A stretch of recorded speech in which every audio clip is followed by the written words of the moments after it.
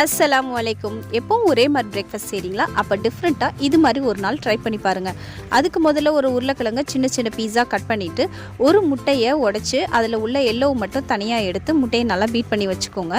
இப்போ ஒரு தவாவில் அந்த கட் பண்ண உருளைக்கிழங்கு கொஞ்சம் உப்பு மிளகாய்த்தூள் போட்டு நல்லா வேக வச்சு எடுத்துக்கலாம். உருளைக்கிழங்கு நல்லா ஒரு 75% குக் ஆனதுக்கப்புறமா முட்டையை நல்லா பீட் பண்ணிவிட்டு இந்த வேக வச்ச உருளைக்கிழங்கையும் அதில் போட்டு எல்லாம் ஒரு சேர நல்லா மிக்ஸ் பண்ணிக்கோங்க.